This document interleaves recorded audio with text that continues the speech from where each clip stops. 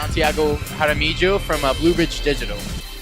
All right. Santiago is the CEO and co-founder of BlueBridge, and I'm going to talk to him a little bit about what it takes to get ready for an event like the Innovation Showcase. So I saw you up at Launch Fishers getting ready for this the other day, and you were scrambling around. What exactly did you do to get ready for this and to prepare? Sure, there's a couple of different components of it. I think the exhibit is one of them, and so what's your exhibiting strategy going to be is what are the physical spots or the physical posters and things that you're going to give out.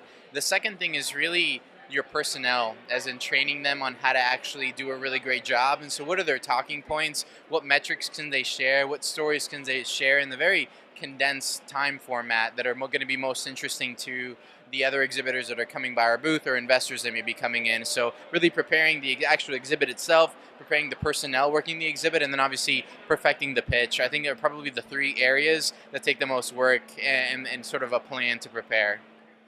Awesome. So kind of what kind of stats and messaging did you prepare your staff with? Kind of, you do mobile apps as a service, and so what did you prepare your staff with specifically? Sure. So the first thing that you want to cover is the pain, and so what problem are we solving, and make sure we hit that, because there's so many solutions that when you start describing what you do, people don't understand why you should even exist. So the first thing is we lead with what's the problem. And so we say right now, which is kind of a silly stat, is there are more smartphones sold than babies born in the entire world. And so we live in this mobile world, right? It makes you laugh, but it captures your attention, and you sort of immediately like the person who's saying that, and you engage, and then you're willing to listen to what they have to say about how we're solving that issue. Totally. Awesome. Okay, so we're here with over 40 investors, and you've probably had some conversations with investors so far today already, more to come tonight. So kind of what are they asking you about particularly, and kind of what have you been asking them about? Sure. I think investors, first of all, I'm really impressed with the quality of the investors that have been approaching us, that have been coming to our booth.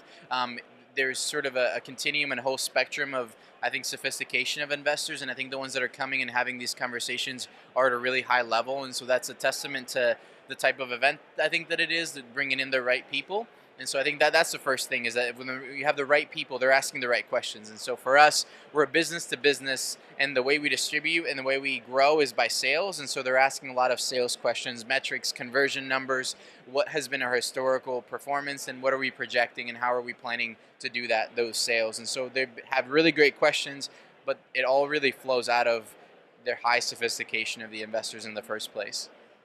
Awesome. So last question for you. I'll let you get back to those investors.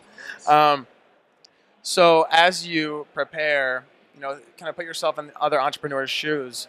What's your one tip for getting ready for a kind of a big event like this, where you might meet a lot of investors, maybe some competition?